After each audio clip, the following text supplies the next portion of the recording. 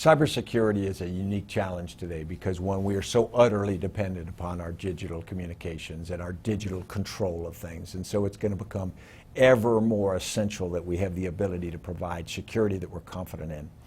The challenge is, if we were against Dr. No or Mr. Big in a cave somewhere, you could understand the threat and you could sort of limit the threat, and the threat would have a predictable limitation in what they could do. They'd have to pick an avenue of approach and they'd have to go at that avenue of approach because they can't do all things at all times.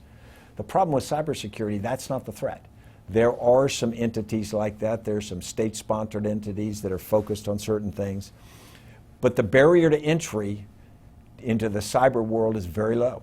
You can get in your basement in your boxer shorts and you can have a computer and you can get into the game.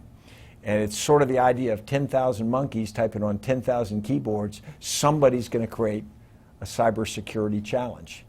And it's constantly morphing and adapting, whereas the cybersecurity requirement is to protect things, so you essentially have to protect everything that you value all the time. The people who want to attack that can attack at their choosing wherever they want and constantly change their attacks. Constantly, just like water goes against a dam. It just goes until it finds the weakest point. At some point, something happens, technology changes, human error, technological glitch or whatever. There's a good likelihood that they'll get in. And so if you think about the cybersecurity problem, the first thing I don't think will work is the Maginot Line. You know, the Maginot Line was created by the French in the 1930s to prevent the Germans from doing a repeat of the First World War and invading France from Germany. People think of it now as the stupidest thing ever built.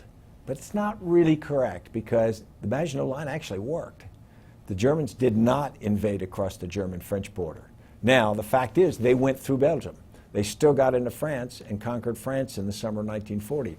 So I think the lesson to be learned is there have to be defensive things set up as best we can for cybersecurity, but it's going to have to be this constantly adapting, constantly morphing defense in depth with some offense too, with going out and figuring out where the threats are arising.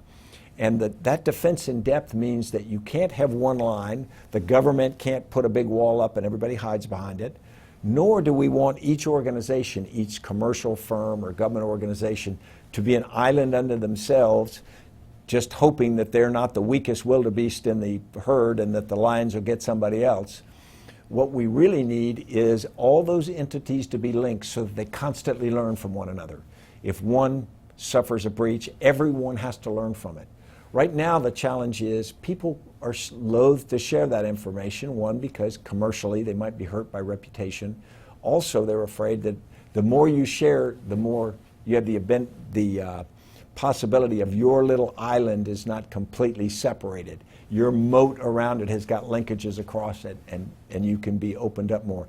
But we're going to have to get a networked defense where every time something happens and we learn from it, the entire network learns immediately. We're going to have that kind of speed because there will be breaches, there will be mistakes, but the organism's got to learn. It's going to have to be a lot like the human immune system.